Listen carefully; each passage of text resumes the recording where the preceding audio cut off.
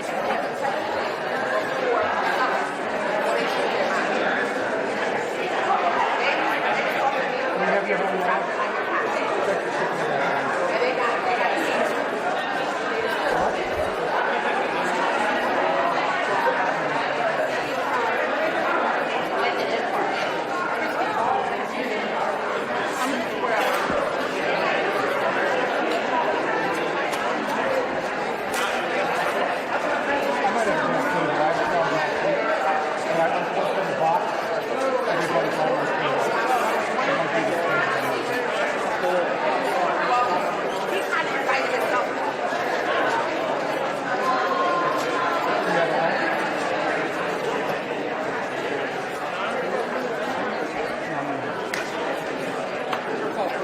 I mean, it could be. It looks like.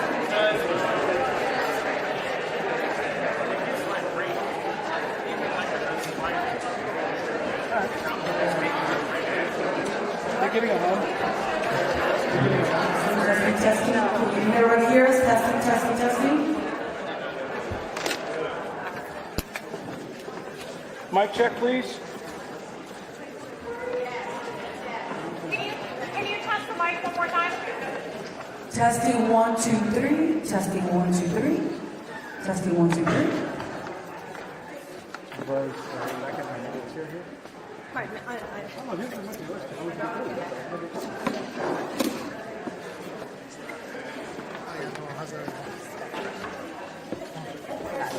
Actually standing up.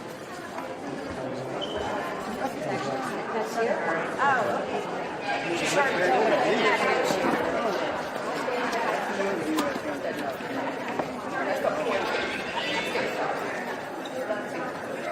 Really? I can hear that. Everybody's good, right? Y'all can hear the sound, right? Yeah, exactly. It's a slight hum, though. It's a slight hum in there. But it could be a lot of stuff going on. I'm not hearing the hum, but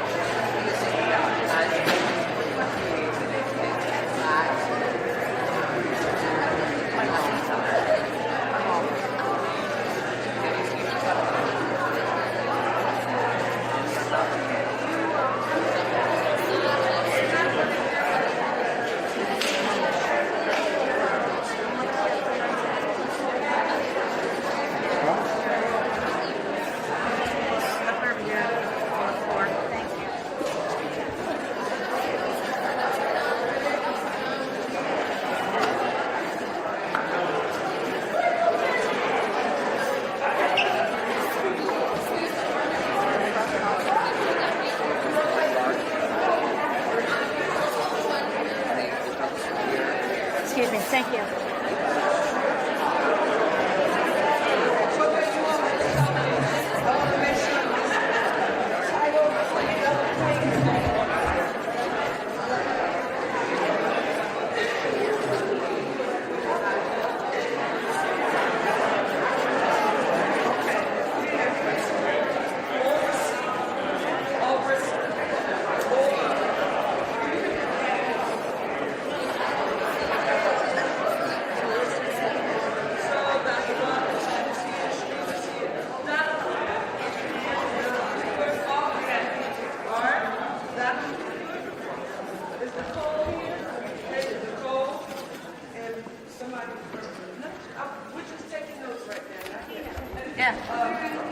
No.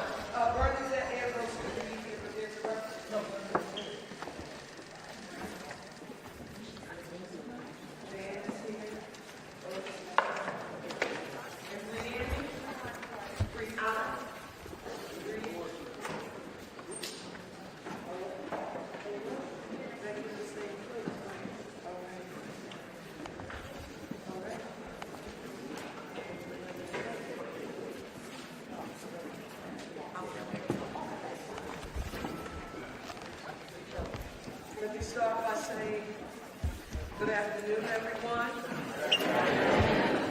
I am very proud to gather the coalition that you see gathered with us today here at McDaniel Elementary School in South Philly, led by the amazing Principal Adams. Please give Principal Adams a round.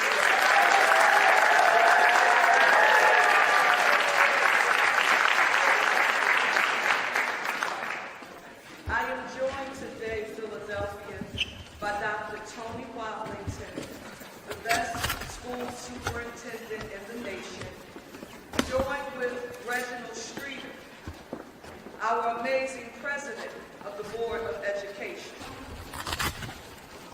Along with, now Philadelphia, you all better not laugh at me. It seemed better without the microphone on when I'm talking because y'all know my voice. We have Art Steinberg here, our president of our PFT, Dr. Robin Cooper, the Commonwealth Association of School Administrators. We have Karima, who is here representing Ambrose Smith, Bernadette Ambrose Smith of our School Police Association, and Nicole Hunt of Unite Here, along with a lady who's been at this for a very, very long time. And I walked on this stage, and the first person I just saw, Donna Cooper, was Hillary. And I said, it's a shame, but we've been here before. I'm referencing Donna Cooper, leading advocate for public education and children in the Commonwealth of PA, along with Dan Urevic Applesberg of the Public Interest Law Center. No pressure, but you know this kind of advocacy is from whence you come, and it's an honor for us to have you here today. Along with Dr. Deb Carrera, our Chief Education Officer for the City of Philadelphia, along with the gentleman who has been our ally in advocating for public education for a long time, and that's Mr. Otis Bullock, strong advocate here in South Philadelphia, and Riani Carter, student representative on our school board. Can you give the coalition presented here today?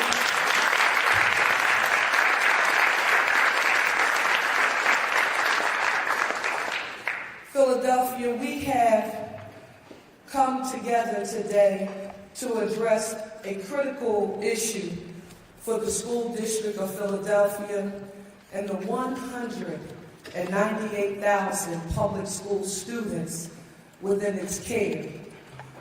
The school district of Philadelphia, and this is important to start here for the record, for us to acknowledge that our district is making significant progress under its strategic plan called Accelerate Philly. And this is what we should be proud of.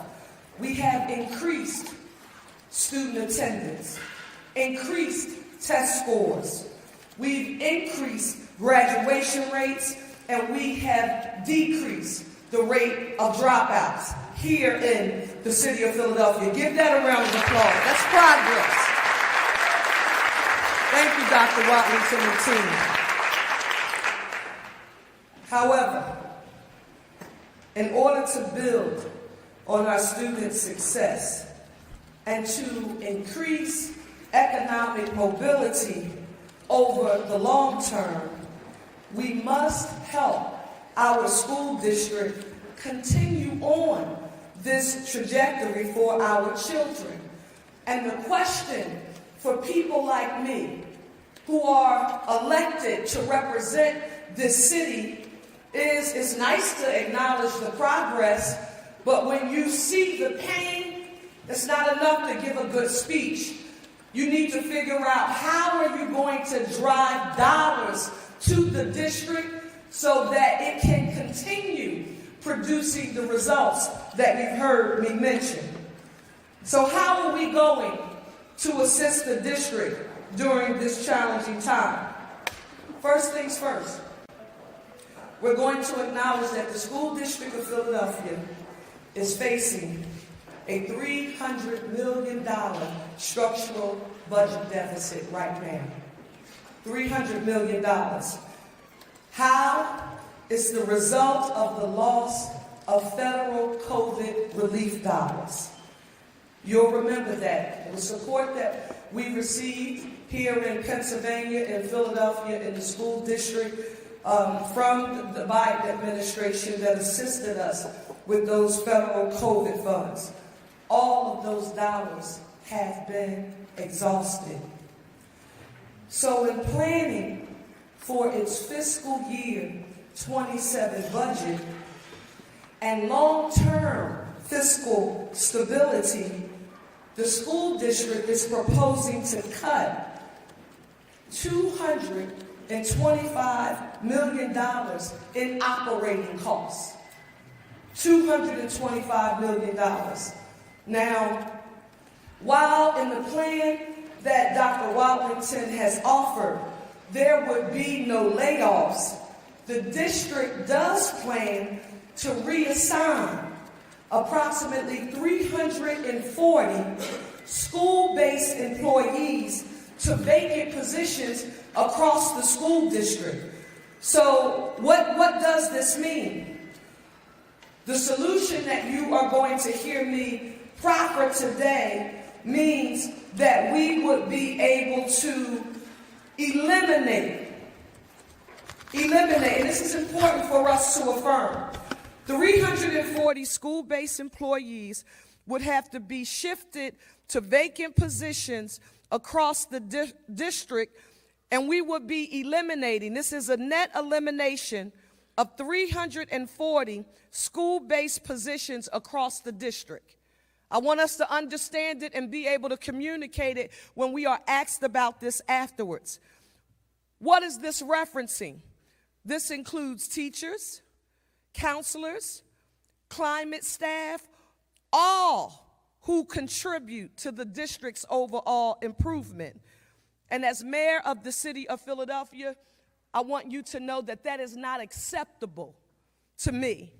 Now, while we have to keep these staff members in schools where they are very much needed to help our students achieve, and somebody is going to ask why, because when we fight to ensure that our students have access to the staffing and the services that will help them thrive, I'm thinking about us fighting to help children who are products of humble beginnings like I am. I attended public schools right here in the city of Philadelphia. And had it not been for the strong academic foundation that was laid for me under the leadership, Dr. Wallington, you weren't here, of course, but the lady's name was Dr. Constance E. Clayton. She was our school superintendent, and when I think about my teachers and my principals and the NTAs and my crossing guards, they made it possible for people like me to receive a quality education And that's why it's important for us to be here today. It is not enough for me as mayor to stand up and say, I support public education. And Donna Cooper, that fight that we were having about something called local control, if you will remember. You know, we were under state governance with something called the SRC, and I remember the big celebration about the school district of Philadelphia being under local control. Well, now is the time for us to ensure that we deliver for it under the local control governance. You need to remember that this is not the first time the school district of Philadelphia has had a funding crisis. For those of you who are here, I want you to take a stroll back to 2013 and 2014.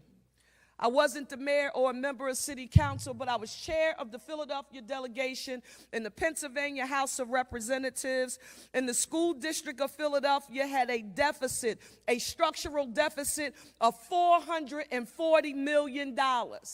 And had we not found new recurring revenue, I remember clear as day Dr. Height affirming that schools would not open in September and thousands of employees were going to be laid off and displaced if we did not come up recurring revenue. You know what we did in 2014? We had a Republican governor, a Republican-controlled House, and a Republican-controlled Senate. And we had to work across the aisle in a bipartisan way to deliver new recurring revenue for the school district of Philadelphia, and we did it through a sales tax that achieved $120 million in new recurring revenue for the school district, and a cigarette tax at that time that generated an estimated $83 million a year for our schools. In both cases, and I just got off the phone with him, I see State Senator Vincent Hughes, who was chair of the Appropriations Committee, and State Senator Tony Williams, and all of the work we had to do to work with Democrats and Republicans in order to make sure we delivered for the district. We did it then, and I believe that we can do it now. Today, in our FY27 budget, you know that I originally proposed a 20-cent per ride tax on ride shares originating in the city of Philadelphia. Now, when I proposed this in my budget, this tax was projected to raise $9.6 million annually beginning in FY28. That would be July 1st, 2027 for the school district. However, with new data at our fingertips, in light of the school district's $300 million structural deficit, it was clear that I, as mayor, and the Parker administration needed to add additional recurring revenue that the school district could count on in years to come to help it close and eliminate that $300 million deficit. So here's the news. To help the district close the budget gap, I will be offering an amendment to the proposed ride share tax bill, requesting that the ride share tax be increased from 20 cents per ride to $1 per ride. I will propose that this tax become effective January 1st, 2027. Yes, that is 6 months sooner than we originally proposed when I introduced it on March 12th.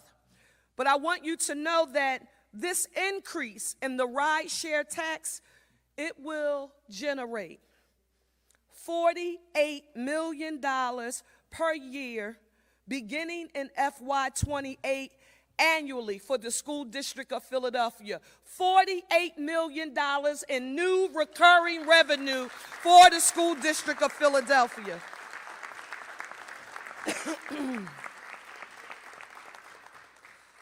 And because we're moving the date, we're moving it up, the date of collections by 6 months. That will generate $24 million in additional revenue in FY27, and I'm going to get to that in a minute. But what's most important to me that you know, that this infusion of new revenue, it will stop the elimination of jobs and the jeopardizing of our children's progress here in the city of Philadelphia.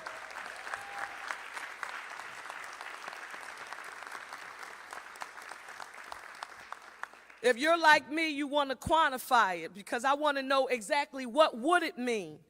As a result of this influx of additional dollars, the school district will be able to reduce the number of school-based personnel reassignments and position eliminations by 200 positions. 200 positions.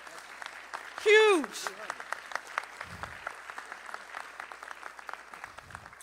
So this means that if this new proposal, that this coalition, not me just as the mayor, but this coalition of education stakeholders who you see with me, if this new proposal receives the support of our City Council of Philadelphia, the total number of positions that would be eliminated would significantly drop from 340 to 100. And Dr. Watlington, I know you're going to give more details about that when you speak, but more specifically, that's saving 130 teachers that will be able to stay in their buildings, and 110 student climate staff and other school-based positions that will be able to stay in their buildings. That's Unite here and many others, and I think they're worth fighting for. Can you give PFT, Unite here, school safety officers? You're worth it.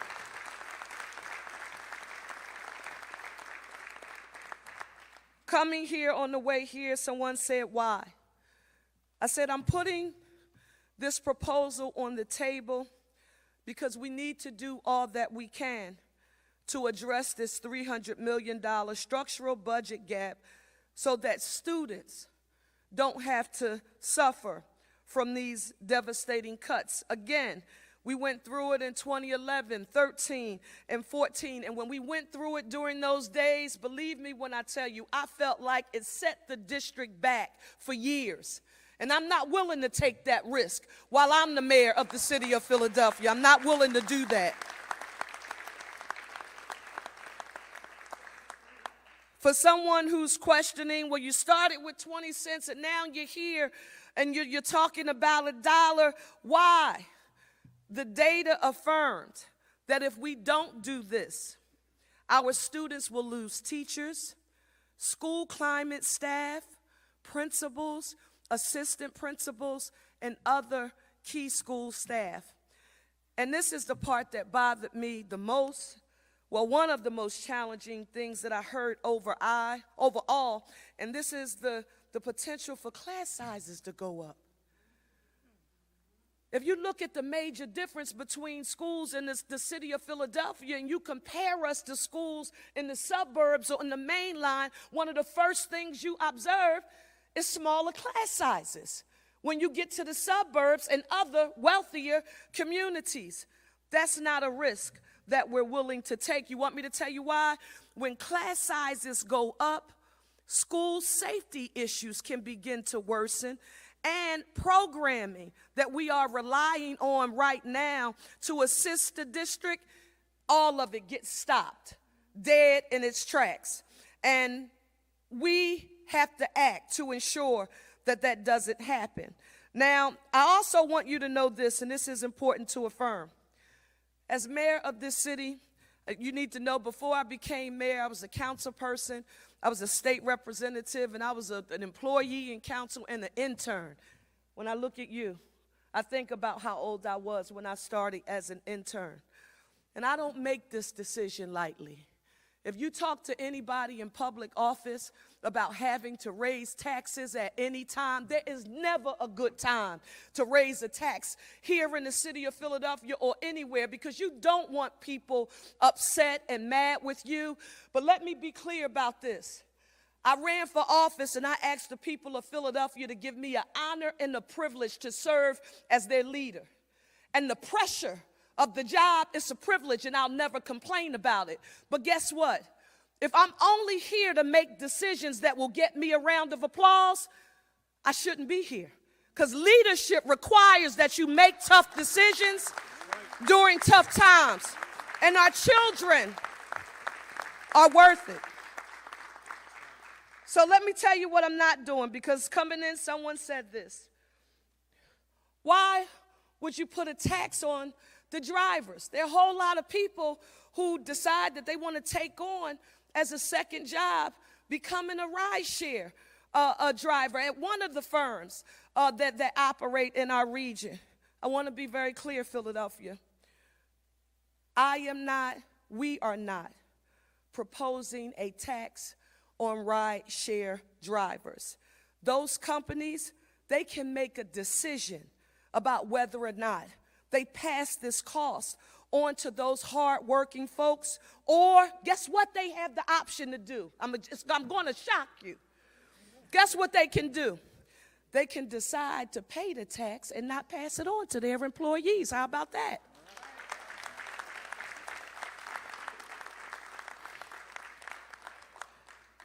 Otis Bullock, you can't make this up. I thought about something we did in city council called the soda tax. I don't know how many of you remember the soda tax that we passed. You can't make this up. On Friday, I was in Southwest Philadelphia at a place called King Sessing Recreation Center. It is now a $35 million new campus with a new rec center and a new library. And when you drive by it, you think you're on the main line, but you're actually in Philadelphia. And talk about making those tough decisions. I remembered the fight, and it was very uncomfortable. They put ugly pictures up, and if y'all think it's bad on social media now, they get ready to terrify to me. You hear me? But guess what? It's the right thing to do, because our young people and our school district, it is worth it. The foundation of the budget that I just introduced is economic mobility. The foundation of the budget is about putting people on a path to self-sufficiency. Your mayor happens to be a teach me how to fish kind of girl. I don't want you to give me anything except for access to the opportunity for me to learn and earn in my own right. That's where my pride and my dignity comes from. But you can't have economic mobility and self-sufficiency of any kind without a strong foundation of public education. That's why this decision is essential. There's more. In addition to stepping up for our kids, if we're talking about economic mobility, we have to think about our workforce, and we also have to think about the people, the families, the caregivers, the parents, the village that's taking care of our children. So I want you to know that this proposal would ensure that eligible school workers who need access to transportation to get to work will not have to shoulder the burden of affordability as it relates to transportation, because we would include for eligible school district of Philadelphia employees trans passes similar to what we do for City of Philadelphia employees through something called the SEPTA Key Advantage program. Let me hear you say SEPTA Key Advantage. This program would be for eligible school workers like climate workers and support staff and our maintenance staff and others, and we will use $3 million in revenue from the tax each year to ensure that they don't have to carry the burden of transportation.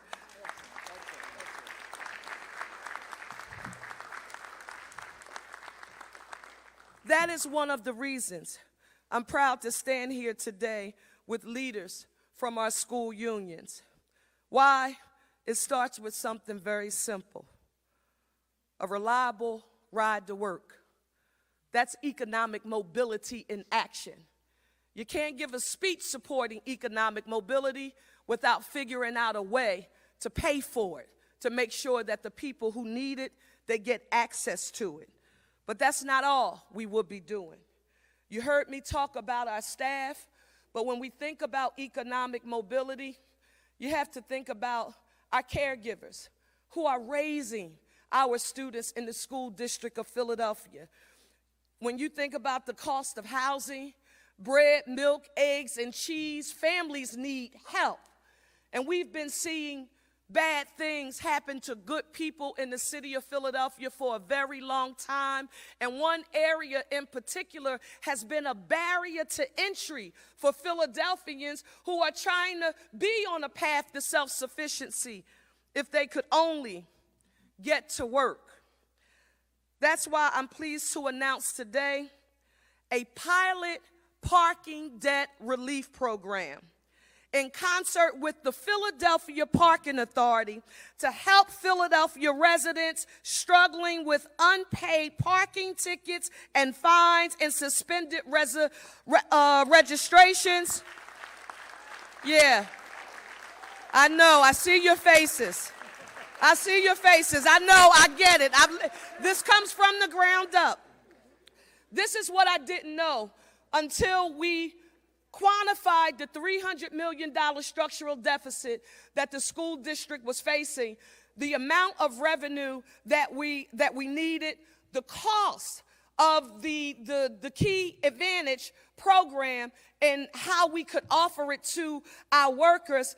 I didn't understand an impact. To me, I never calculated parking debt, unpaid parking debts and fines as barriers to economic mobility. And we want to lift them for eligible Philadelphia residents to help put them on the path to self-sufficiency. And we want Philadelphia drivers to get off the debt hamster wheel. And I think that's something that we should fight for. I don't know about you. You think that's worth fighting for? I think so. What would happen? What would happen?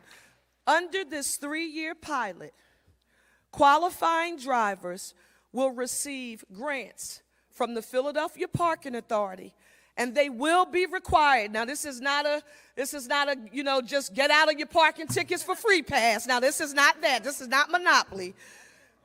But under this 3-year pilot, qualifying drivers will receive grants from the Philadelphia Parking Authority, and they'll be required to pay their unpaid parking tickets, but the parking authority will have the financial wherewithal to waive late fees and fines here in the city of Philadelphia. And this is the part that some of you may not be familiar with. This is only because I lived in Harrisburg for 10 years that I remember this.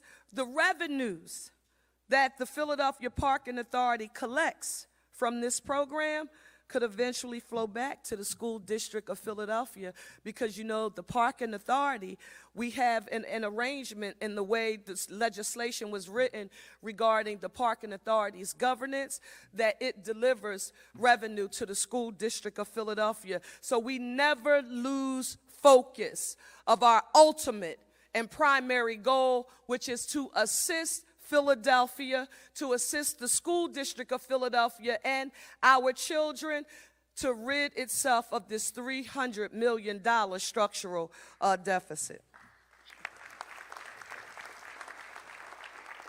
I want to close with this.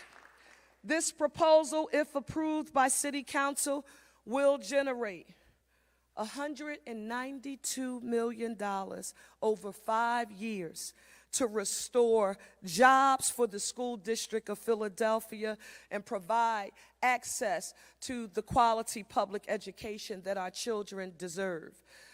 Donna, Cooper, and Hillary, we did the math. This would be the largest recurring new local revenue source for children and schools since the sales tax and the cigarette tax were enacted for our city. It's going to create economic mobility for people who need it and put folks on a path to self-sufficiency. I need you to know that I think our children are worth the fight. It's not going to be comfortable, and it will not just be given to us. We are going to have to work in every way imaginable to ensure that Philadelphians know, one, that we're not taxing those hard-working drivers who work for rideshare. Two, that those companies, they have a right to decide how they will apply the tax, and that our children and Philadelphians who need access to the revenue that could be addressed as a result of this overall plan, they are worth the fight. I now want to turn this over to our superintendent, Dr. Wadlington, and after him, you're going to hear from our school board president, Streeter, in that order. Thank you.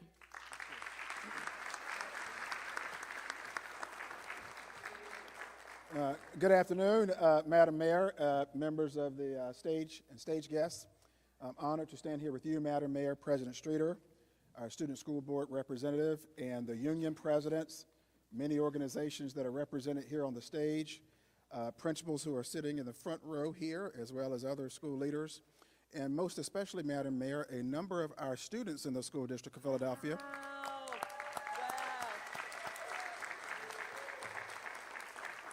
Who are here having an in-class and out-of-class real-world learning experience about government and how your democracy works and what it takes to fuel public education. Madam Mayor, we also want to say thank you for noting that the school district is making significant progress under our strategic plan entitled Accelerate Philly. As the mayor said, when test scores go up, when the graduation rate goes up, when regular student attendance goes up, and the dropout rate goes down, we are able to graduate more young people who are college or career ready. So whether our young people in front of us are going to a 4-year college or 2-year college, straight into the workforce with some kind of post-secondary training, they will be able to have what Mayor Parker talks about all the time, access to economic opportunity for all. So that's what this is really about.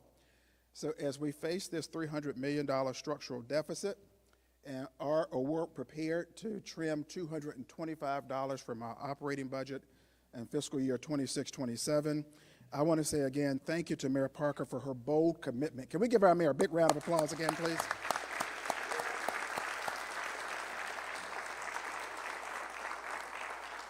The mayor, former English teacher, covered it so well that I will just put a couple of exclamation points on what she already told us.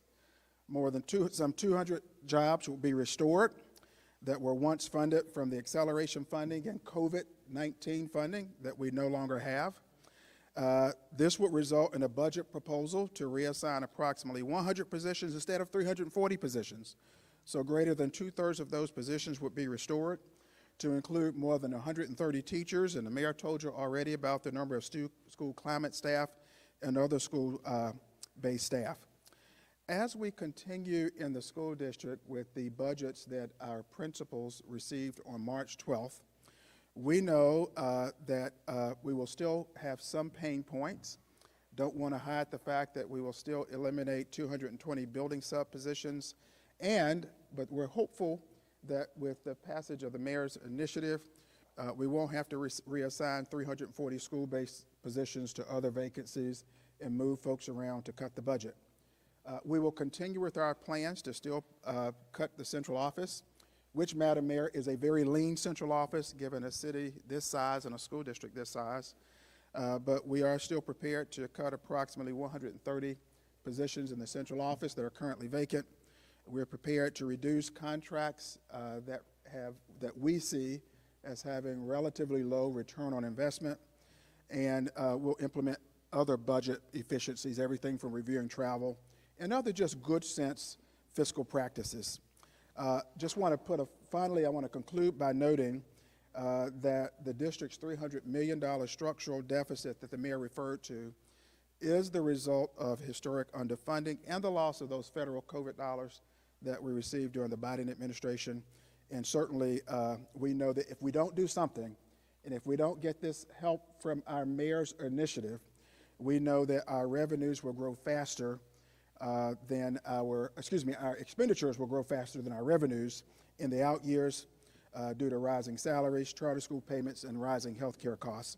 So again, Madam Mayor, we want to thank you for your leadership here, and this will make a huge difference in ensuring that not only can we get our budget balanced once and for all by fiscal year 29-30, and from evermore not operate with any kind of deficits in the School District of Philadelphia.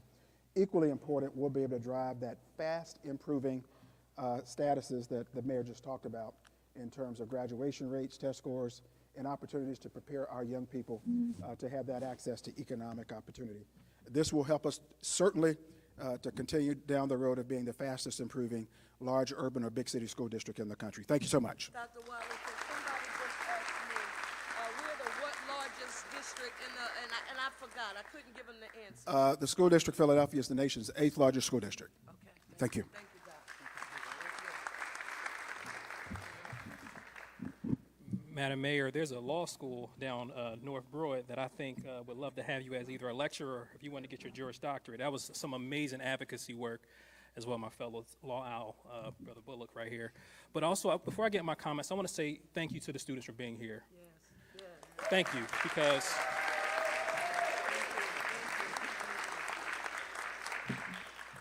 I was at a city council hearing and I was asked a question about, what do you tell a student as the board president if you are poised to make a decision that students might not understand or might understand as being too hard of a decision?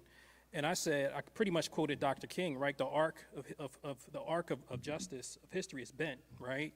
And it's not a straight line. And just right now, if you think that you're not able to get what you need or we're not getting what we need as a school district of Philadelphia, I ask for you to be like me. Come back to the school district and serve on the Board of Education for free, by the way, with 8 other important people to advocate for students and my children who are in the district right now. So I think you all, hopefully you all understand that you're at the razor's edge. You're at the precipice of advocacy and action. So please, I hope you all see that in this room today. So thank you, everybody, for being here. Yes, yes. To our students, please, thank you.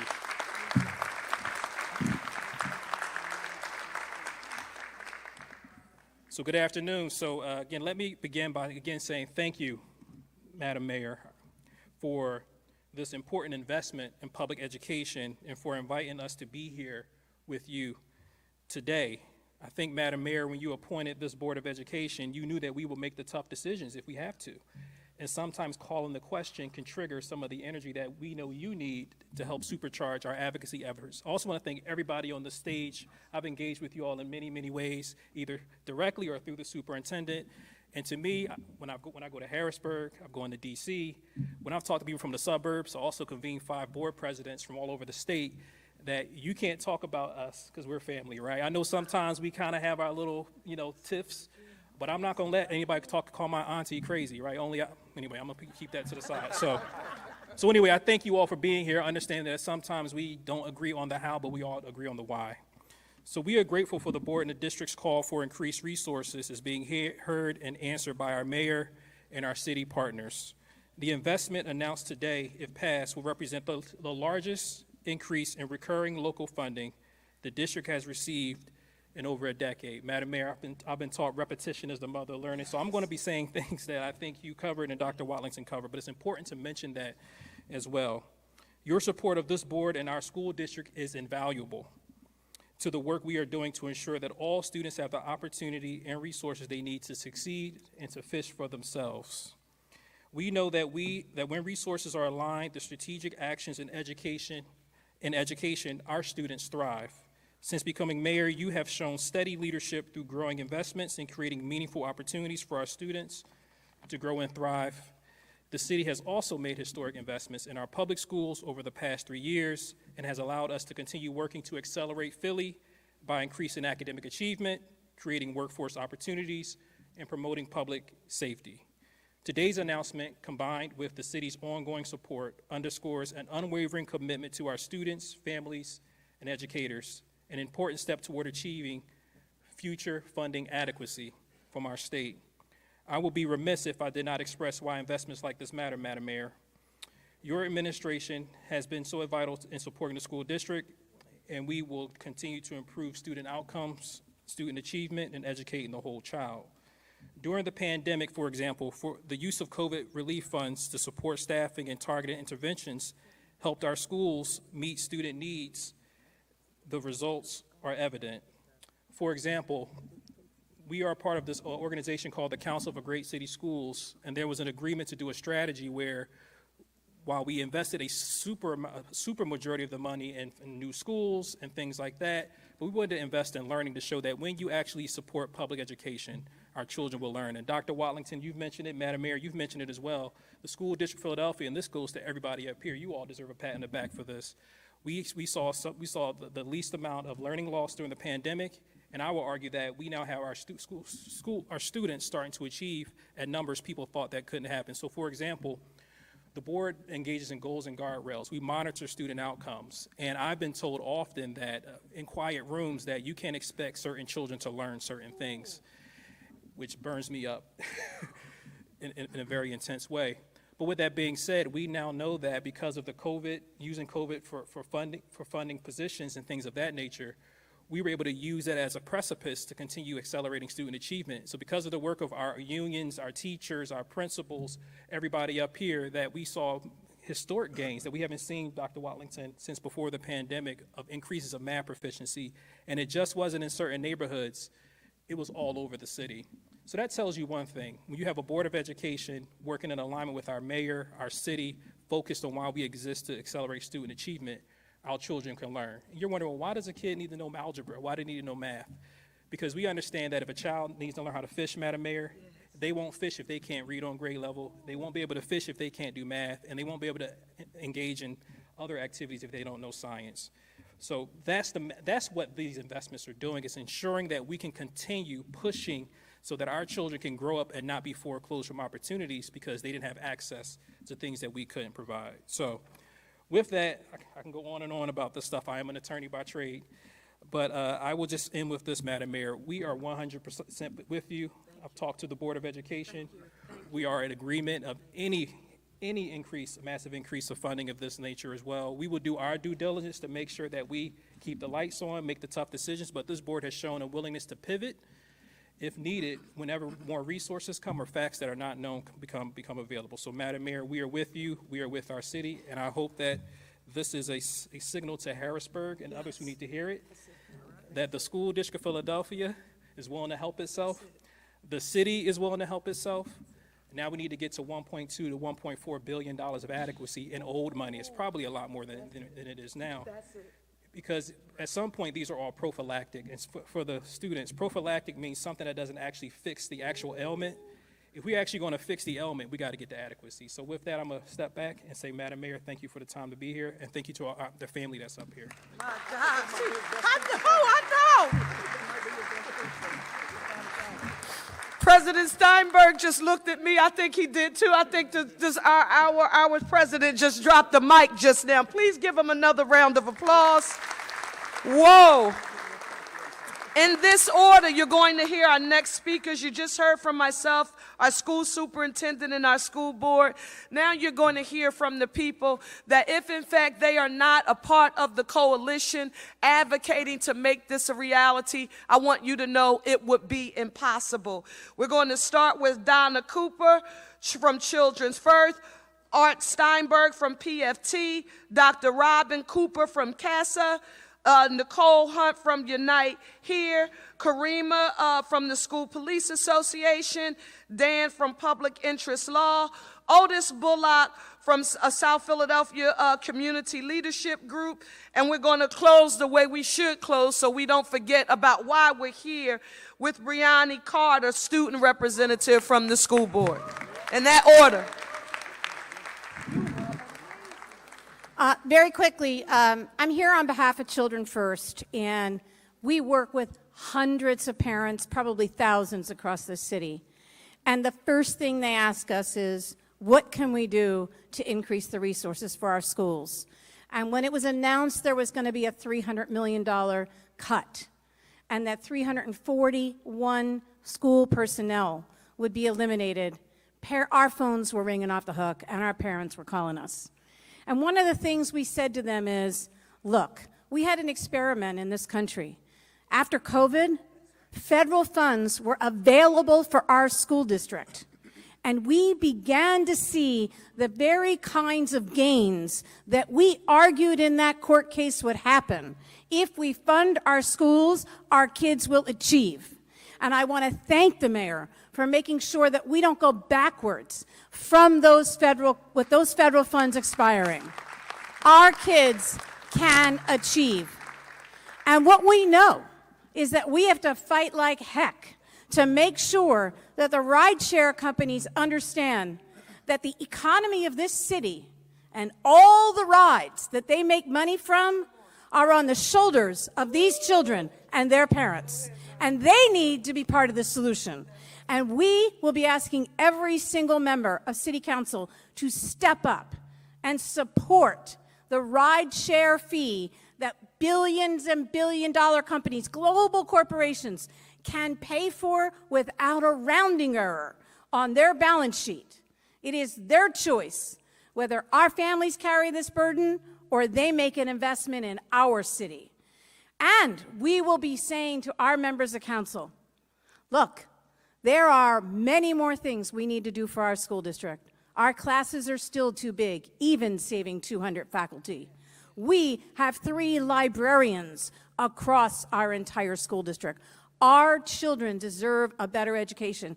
And so, Mayor, we will stand behind you and we will challenge your colleagues in City Council to up the ante and put more resources in our schools starting for this school year, FY27. Thank you for doing this.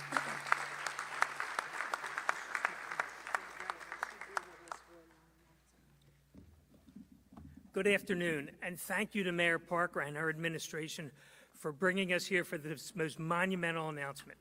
The PFT represents more than 14,000 educators working in the school district of Philadelphia. It's important to acknowledge that our members, students, and families have been engaged in a painful dialogue about the future of public schools in Philadelphia. I believe it is imperative that we reach consensus on an overall goal, which is managing growth in the school district rather than decline. We're grateful for today's announcement, Mayor Parker, which affirms our shared commitment toward continued growth and support of Philly's public schools. After the district announced earlier this month that it was going to have to eliminate 340 school-based positions, we at the PFT made it clear that the loss of any one position that directly impacts student learning was one too many. With today's announcement, we now are avoiding that worst-case scenario. And again, we thank you for it. I also would like to acknowledge Dr. Watlington's efforts to make sure that there are no layoffs of PFT members and actually all employees. His leadership has been a sea change from prior district administrations, and we are happy to acknowledge it and collaborate with him.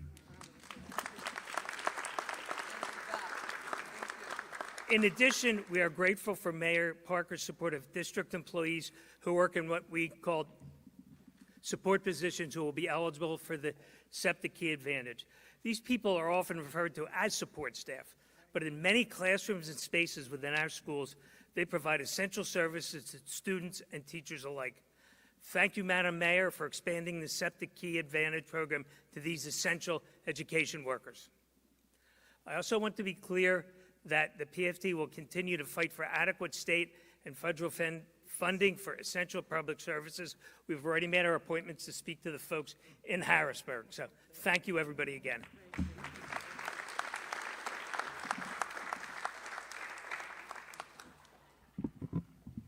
Good afternoon to everyone. I would like to thank Mayor Parker for her leadership and urgency in addressing this critical moment for our schools. I'm Dr. Robin Cooper, proud president of CASSA, representing the school leaders and staff who show up every day for Philadelphia students. In 2013, they wouldn't have been able to show up today because they were too busy in schools holding it down because they were everything from the psychologist to the nurse to the custodian, any and everything that needed to be done, they were in schools doing it. At this time, I'm going to ask all of these principals and staff members of CASSA if you would please stand up so everybody can see that not only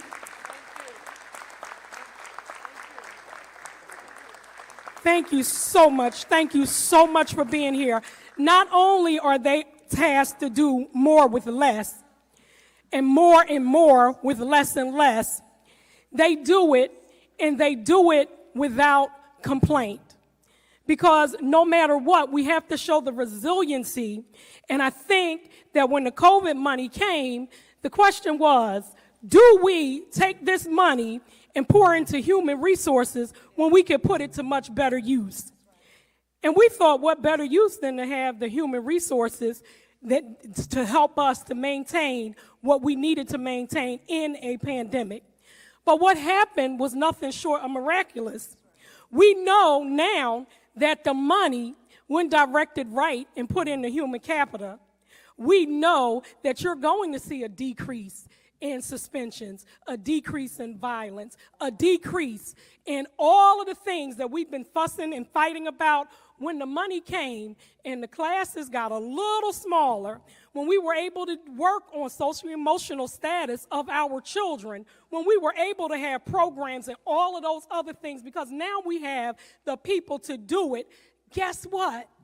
Not only did we get a new superintendent, but we got a superintendent that said he was going to work on becoming the fastest improving school district in the nation. So when we're talking about this thing, we're talking about the village. When we're talking about the village, it's often said that a child who does not feel the embrace of the village will burn it down to feel its warmth. So we know that our village is still standing. It is being transformed. If you look across the nation right now, Philadelphia is on a transformational ride of its life. I am begging, I implore you to please make certain that you stand behind this plan 110%. We're not begging or asking hat in hand. We are willing to do the work. Our members do the work. I want you to look across the stage. When you see the number of unions that are standing on this stage today, when you see our children who are working in real life social studies and all of those pieces, we're saying, show us the money because we need it desperately. Thank you.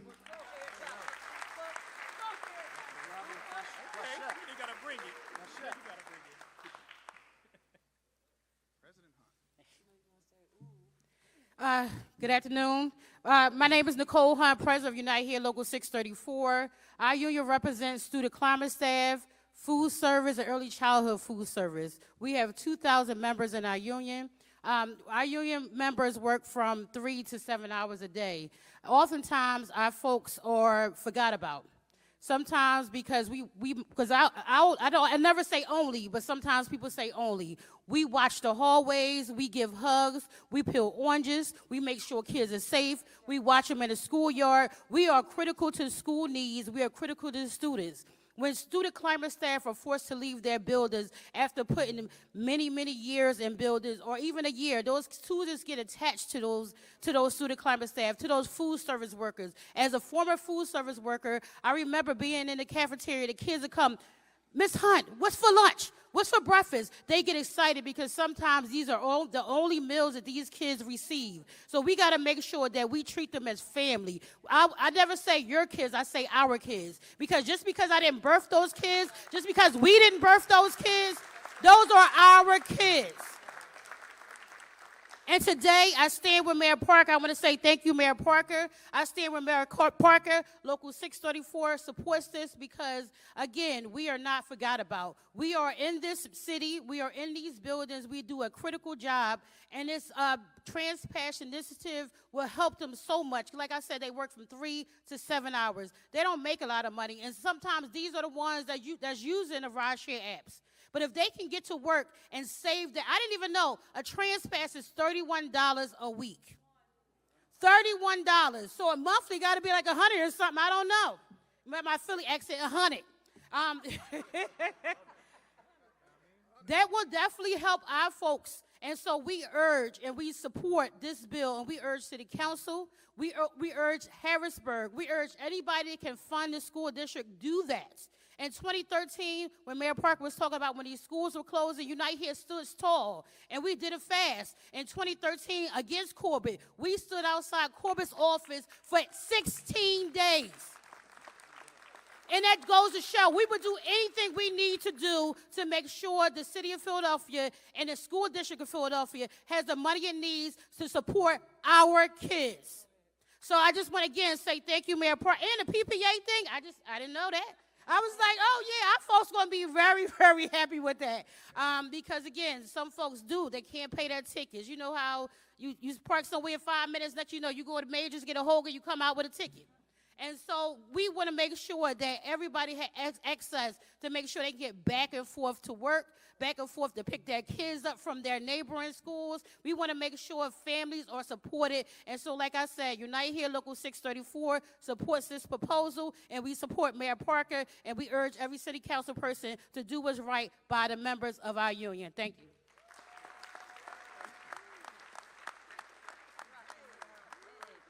Hello, everybody. I'm Karima Randolph. I'm the Vice President of the School Police Union.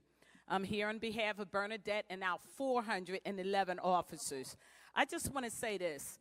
When I heard about what was going on, and we got together in our meetings and we said, what are we going to do? I said, no, we know what we're going to do. What is City Council going to do? We're the ones that's going to back our superintendent and our mayor. And I said, regardless of what you may think about school police, it doesn't work without us. We're counselors. We feed our kids. Kids call us 1 o'clock in the morning because my parent is abusing me. We answer the phone. So don't tell me that you're going to do cuts to us, to any of them, because we have hard workers. It's not about the dollar, baby. It goes beyond that. And I want to thank God that you guys are fighting for us, because we're not going to let go. And I'm going to tell you that. And I think they've all expressed what we feel. Really what I want to say, I can't say because I'll be cursed. Listen. But all I'm asking is please continue to support our kids in the school district. When I tell you something, when it ain't right, it ain't right. And we're going to fix it. Thank you, God. And thank you, too. Thank you. Thank you.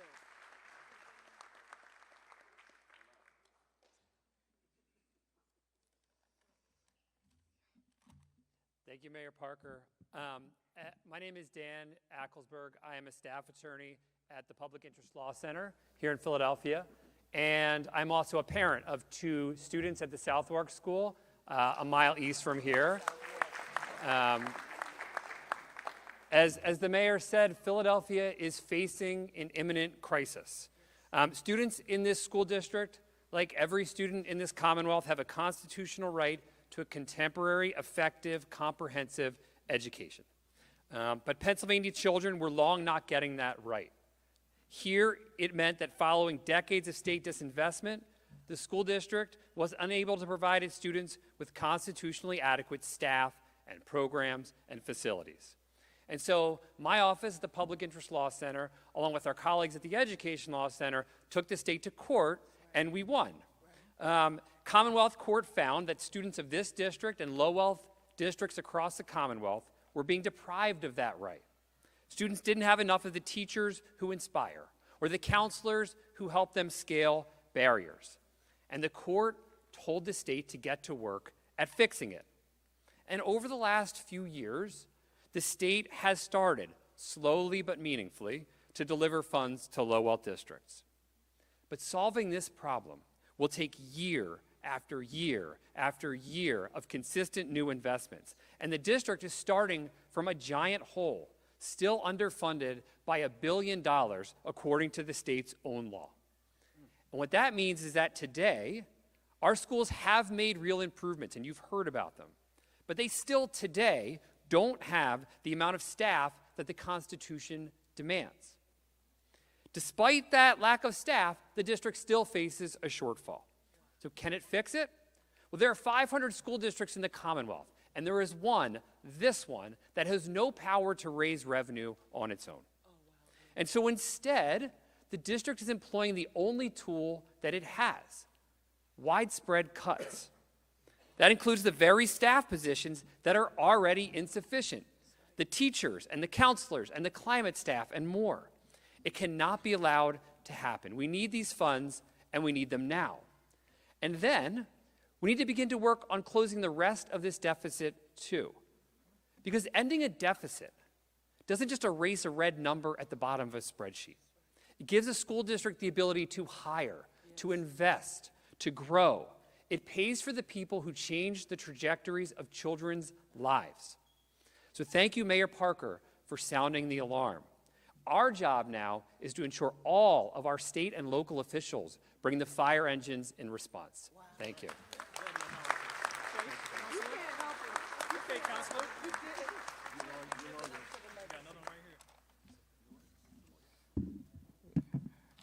Good afternoon, everybody. Good afternoon. Unfortunately, we have another lawyer in the house. But it's good stuff. You know, my name is Otis Bullock. I am the CEO of Greater Philadelphia Community Alliance. Many of you know us as Diversified Community Services. We have been a leader and a resource in this South Philly community for more than 100 years. And one of the key components of our service has always been education, early childhood education. In fact, Dixon Learning Academy right across the street is ours. And many of those children come right here to McDaniel Elementary when they graduate. We do OST programming, after-school programming, and summer camp programming. Education is an integral part of what we do to pull families out of poverty. Wow. I am also most recently the chair of the school board nominating committee. I have 2 children in the public school system right now, and I'm also a parent and an advocate who eats his own cooking. So I have a lot of skin in the game when it comes to education. And one of the unfortunate things about going almost last in this line of folks is everybody already done said everything that needs to be done. The mayor said everything that needs to be said, but I think it's so important that some of this is worth repeating, and I'll add a little something to it. But we're in a school, so let's do a math problem real quick. All right, so we've heard that for the first time in a decade, enrollment at the Philadelphia School District has increased, right? We heard that high school graduation rates are up, right? Dropout rates are down. Now, if we want to keep up this momentum and ensure that our teachers are well supported, that our children are well supported as we continue to try to raise these numbers, we have to pay for it. I want to say that again, because a lot of times we want all these great things, right? We want great things. We say things are important, but we don't want to pay for them. We got to pay for the things that we say are important.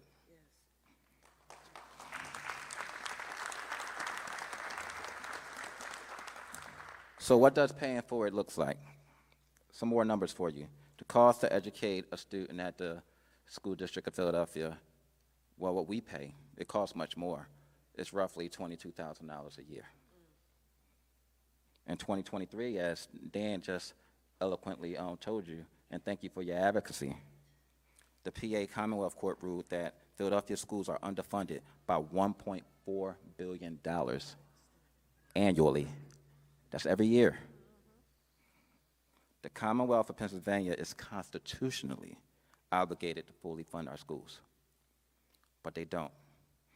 Now, I want to give a shout out to our Philadelphia representatives who fight every day to try to get this fully funded, but we can't make the rest of the state fund us. So while we're in this limbo, we know the state owes us $1.4 billion every year. We're nowhere in this deficit. While we're in this limbo, the mayor cannot sit on her hands and stand idle and not do anything. So I commend you for what you're doing, Madam Mayor. Give her applause, please.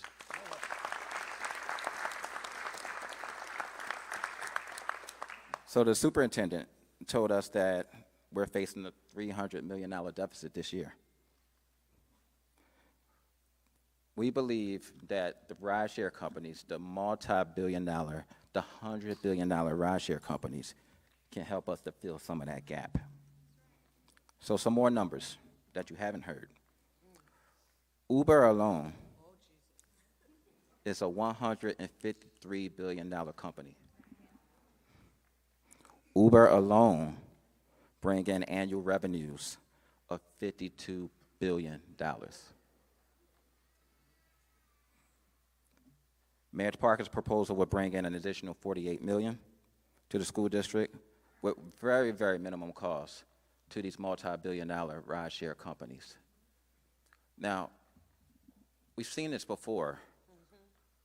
They're going to spend millions of dollars to convince you and I that this is a tax on the poor, or that is somehow bad for us. When I think Mayor Parker hit it on the nose, they do not have to pass this fee on to us. They have a choice. What I say, 153 billion, 48 million? They don't have to pass this on to us. So this is not a tax on the poor. Some more numbers. Uber, 27% of Uber users are in the top 25% of income earners. 44% of Uber users are in the middle 50% of earners. Over half, about 55% of adults that use Uber and other rideshare services have a bachelor's degree or an advanced degree. And only 1 in 10 Uber users utilize the ride-sharing apps at least once weekly. Y'all heard those numbers? Yes. Don't let nobody come and tell you that this is a tax on the poor. They don't have to do this to us. Now, we talk a lot about billionaires, paying their fair share. They got to pay their fair share.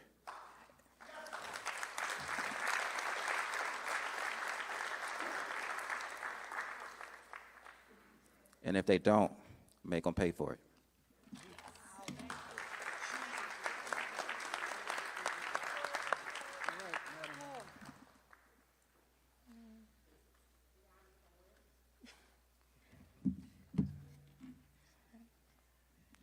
Hi, everyone. Give me 1 second.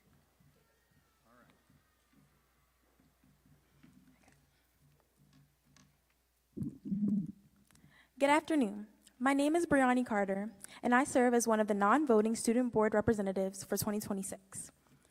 On behalf of my fellow students and board representatives and the students across the city, I want to personally thank Mayor Parker for making such an important investment in public education and for inviting me to be here today.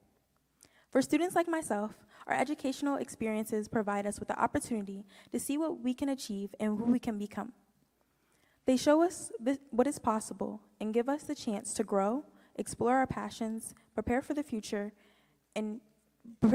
we hope to create. When the city makes important investments in our education, it tells students we matter too. The city's continued investments make a real difference in our classrooms, giving us teachers, resources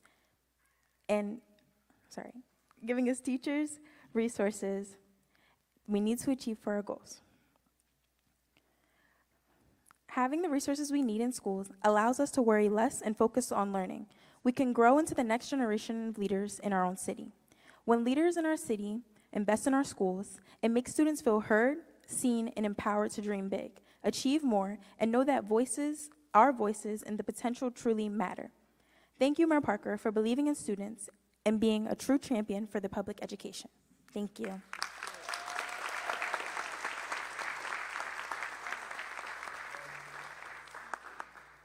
Let me just start again by saying to each and every one of you, give the coalition a huge round of applause. We could not, I'm telling you, this was amazing. We're going to make sure we take some questions from the press, and we know there are a ton of questions here on today, but I need to just stop, and I need you to go back to President Streeter, Otis Bullock, and Dan's comments, because a part of what we're doing here on today is trying to help our state legislative leaders to help us. when I'm listening to each of you, I'm thinking about the hard work that State Senator Vincent Hughes, that even Leader Pittman and President Pro Tem Ward and Senator Pecosi, who represents Philadelphia, I'm thinking about the conversations that they're going to have about public education and funding the school district of Philadelphia in the House. I'm also thinking about our Speaker of the House, Joanna McClinton, our Appropriations Chairman, Jordan Harris, and our leader, Matt Bradford, in the House of Representatives, along with Leader Topper and members of his team, and the conversations they are going to have about the funding of public education in the Commonwealth and the city of Philadelphia in particular. And then I'm thinking about our governor, Josh Shapiro, who, without a doubt, there is no one who can say that our governor, our House leaders, along with our Senate leaders, that they haven't helped to move the needle in funding public education, and we know that they support Philadelphia. So let's give them a round of applause. I'm thinking about our City Council President, Kenyatta Johnson, our Education Chair, Isaiah Thomas, Majority Leader Gilmore Richardson, and all of the members of the City Council of Philadelphia who have made very clear that they support public education in the city of Philadelphia. So we know we all believe in the end game. But because I spent 10 years in Harrisburg, I know when there are no social media cameras rolling and they are at the table trying to negotiate the House, there's going to be a question. Philadelphia fought very hard to get this thing called local control, Dan. Hillary, you will remember, we were fighting for local control. Well, now Philadelphia has local control, so when the Senate and the House and the governor's office, when they're all at the negotiating table, they're going to ask, what has the city of Philadelphia proper done to support the school district of Philadelphia in efforts to eliminate this $300 million structural deficit? Listen to me. If we're able to get this done, you don't know how proud I'm going to be when we travel to Harrisburg to say, Governor Shapiro, leaders in the House, leaders in the Senate, the city of Philadelphia's homework is done, and we just delivered $48 million in new recurring revenue for the school district of Philadelphia, and we weren't afraid to make the tough decisions that are necessary to ensure that our school district is on sound fiscal footing. But we have to do it together. With that being said, I want to make sure that we open ourselves up right now for questions. Yes, ma'am.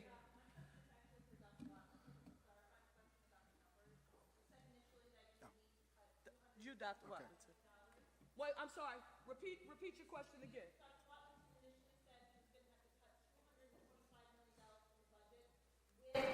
The money from the ride share tax, what's the new number? I know you said the building sub cut is still staying, central office cut. What number are you looking at right now? The context is by fiscal year 29-30, we want to be able to pay down the $300 million structural deficit in its entirety and operate in the black from that point forevermore.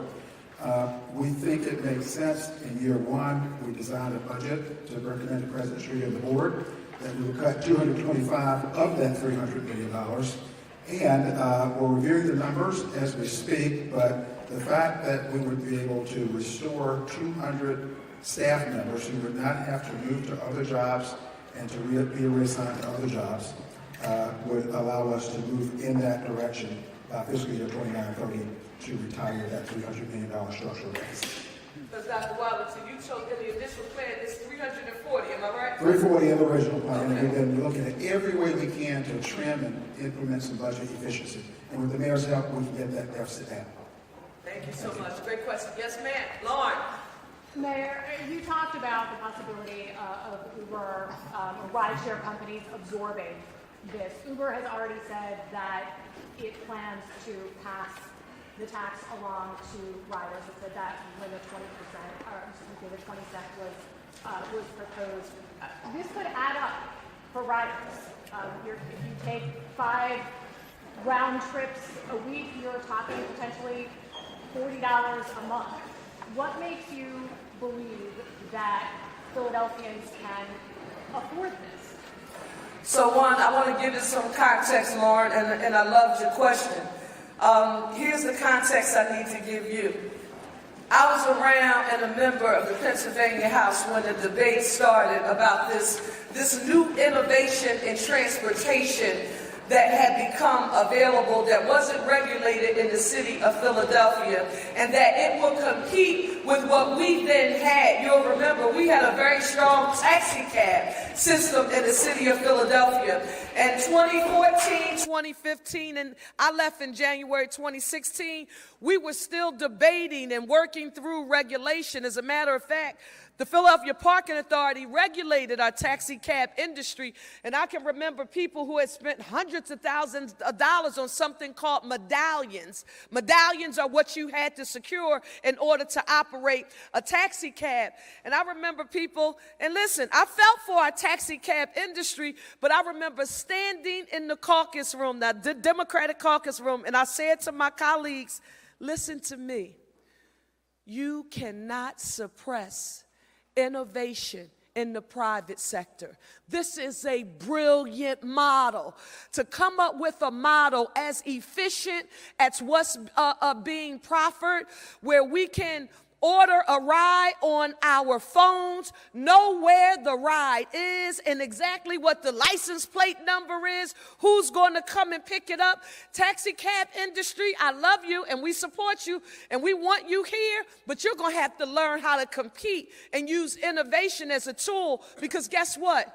I wanted as many Ubers, Lyfts, and any other new innovative transportation vehicles like rideshare to choose the city of Philadelphia to do business. Again, I'm not responsible for how the company decides that it wants to adjust to this $1 tax. It's not my responsibility to decide what it does, but this is what I can tell you. Our teachers, all of those administrative staff. I'm listening to you, Nicole and Karima, and when you all were talking, guess what I remembered? It's going to sound crazy. Rowan Elementary School, 19th and Haynes Street. Miss Jones was my crossing guard. Miss Shine was the NTA. That was our lunchroom aide. Dr. Kushner was my principal. Hazel Thompson was the secretary in the administrative office, and don't have me talking about all of my teachers from Miss Glover and Mr. Boyko and Miss Eustace and Miss Stanley. I remember them all in middle school. Miss Travis, Mr. Pascuzzi, Miss Woodard, my track coach, my health teacher, phys ed teacher, high school at Parkway Center City. You know the story. Jeanette Jimenez saved my life. I'm going to choose our children and the people who make public education work every time, no matter how hard the decision making. We did it with the beverage tax, we did it with the cigarette tax, and we fought for the sales tax use. $120 million sales tax, $83 million in cigarette tax, and now $48 million of new revenue for the school district of Philadelphia, along with helping our lowest wage workers in the school district of Philadelphia, who are dealing with affordability challenges right now. A loaf of bread, a gallon of milk, a dozen of eggs. The reason why those facts matter to me, I'm the mayor today. But Philadelphia, I wasn't always the mayor. I'm a product of humble beginnings. Born to a single teenage mother, raised by my grandparents, I grew up receiving public assistance. That means food stamps. It wasn't a plastic-like credit card. Philadelphia, it was colored money in books. Purple 20s, green 10s, and brown dollars. Five-pound box, a subsidized cheese, and a pound of butter. And I didn't like having to stand in that line. And I remember being in line at Pickwell at 74th and Ogontz Avenue. And there were people who had real money. And my grandmother gave me the food stamps. And I didn't want anybody to see me pulling the food stamps out of the coupon book. So I would say, I forgot something. You can get in front of me. I'll be right back. And I would try to wait.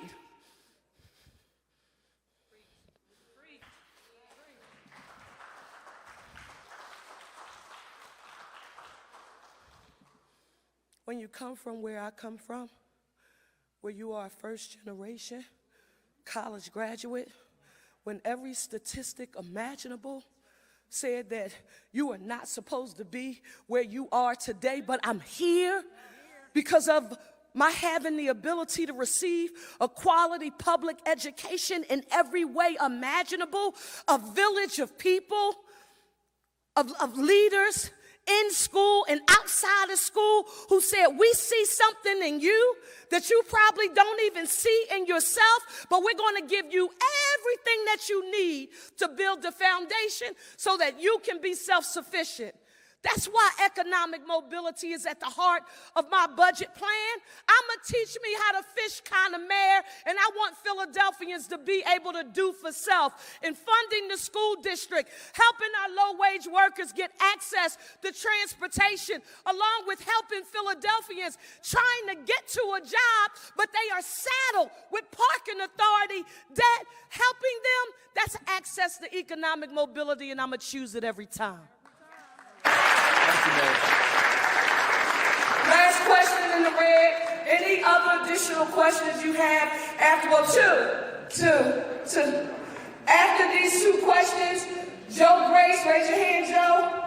Joe Grace is going to make sure that we are available to answer any additional questions, but these two are going to be the last two, and we'll start with you. Mayor Parker, is any of this funding going to go to that new facilities plan and keep any of the 18 schools that are set to be shuttered open? We've been seeing town halls and school board meetings packed with parents, administrators talking about this. Let me say this to you, and that's a fair question.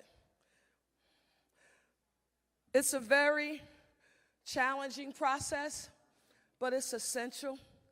And when you hear me talking about what happens at the table when there are no social media cameras rolling, and the Senate and the House and the governor's office, we will call it like the five caucus. You have a Democratic and Republican caucus in each chamber, so that's 4 seats they are represented, and then you have the executive branch. That's a 5-seat negotiating table. Let me tell you what's going to be asked. And Dr. Wallington, with all due respect, you couldn't answer this if you wanted to, because the superintendent is never a part of this discussion.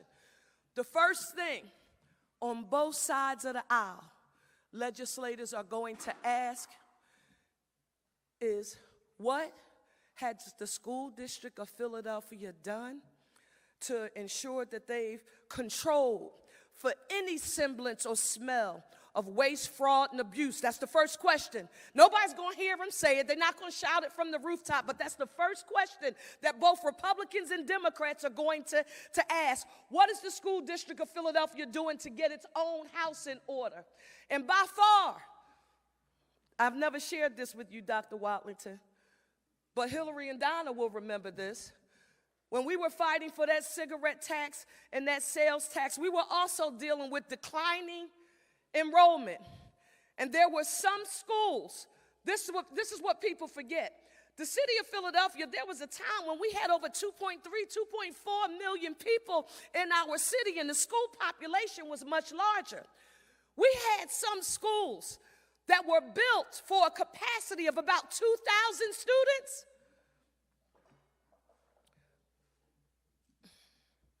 That only had 200 students. Now, I'm telling you about what those legislators are not going to share with you out loud. They are not going to say to you that, yes, Dr. Watlington, waste, fraud, and abuse, and what are you doing as it relates to efficiencies in the school district of Philadelphia. And President Streeter, they're going to ask whether or not the board. You all wanted local control back from the state with the SRC so bad. You have local control now in the new board. What's this new President Streeter and all of these board members? What are they doing right now to ensure efficiencies in the school district of Philadelphia? What we can acknowledge is that it's a painful process, but they are doing everything that they can to work in concert with our City Council of Philadelphia, all of our parent-teacher organizations. I know you've been having meetings across the city, and they're doing the best they can with what they have. But what we're proposing here today, this new $48 million in new recurring revenue, has absolutely nothing to do with the facilities planning process that the school district is working in now. Do not mix apples and oranges. You cannot compare the two. One does not have an impact on the other.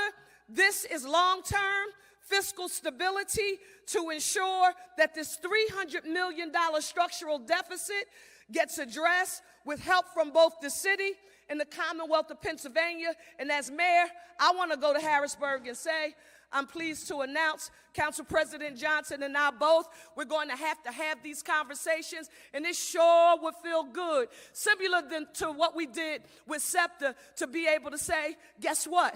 Our local share is paid. We did what we did our homework in the city of Philadelphia, and we want to do that now with the school district. Final question.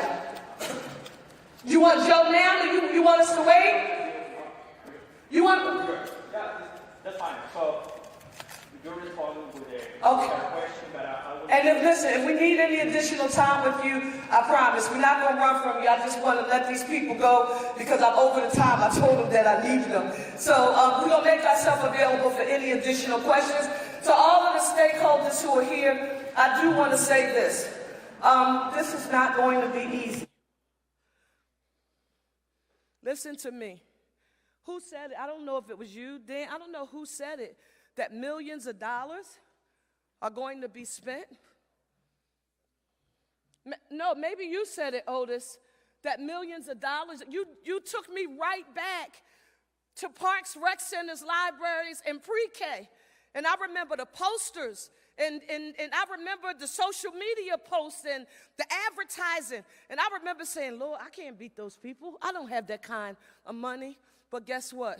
I went to sleep every night knowing that I was one of the lead advocates for that beverage tax in the city of Philadelphia. And when I look at Vare, and when I look at King Sesson and Simons and Longcrest and Lawndale and Alany and all the parks, rec centers, and libraries that are here, and when Jessica and Chief Deputy Mayor Vanessa Garrett, Harley and Deb Carrera say to me, this is how many new seats in PHL pre-K we can propose this year. Every time I hear those kind of stats, I say the fight and the pain was worth it. So it won't feel good, but if I know you all are standing with me, I know we can do this together. Thank you.